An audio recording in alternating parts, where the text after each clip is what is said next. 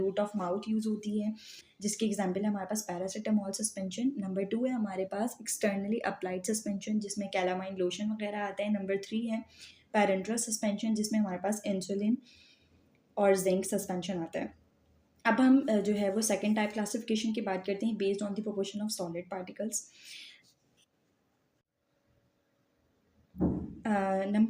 Second type में जो है वो डाइल्यूट सस्पेंशन आती है, जो कि 2 to 10% weight by volume solid होता है।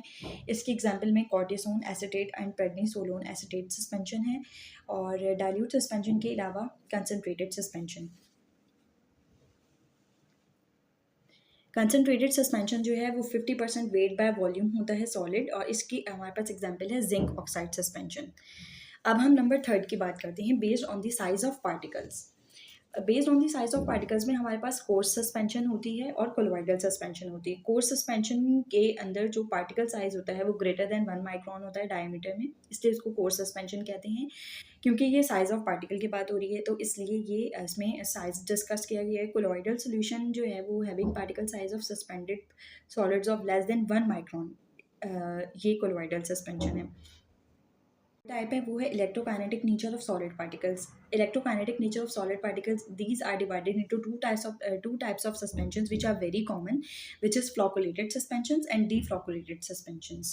सबसे कॉमन चीज़ जो हम डिस्कस करते हैं वो है सस्पेंशन के अंदर यूज़ ऑफ वेटिंग एजेंट्स।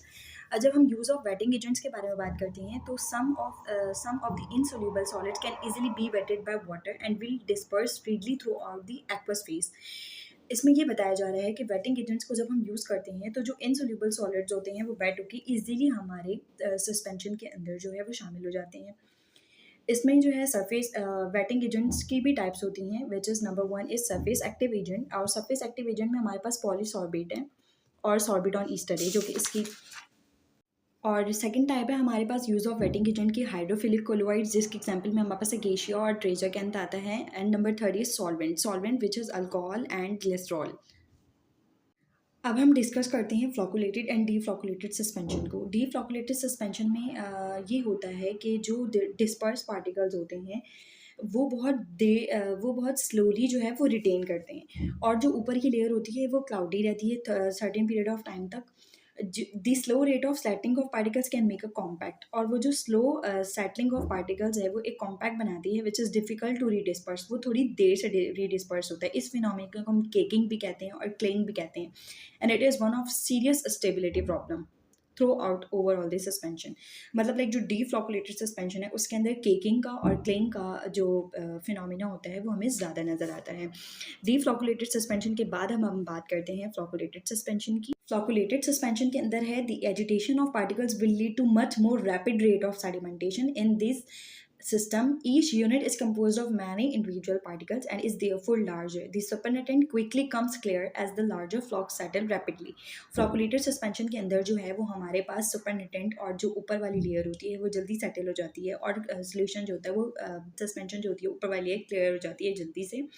और flocculated suspension there is a danger of inaccurate dosing and also the product looks inelegant.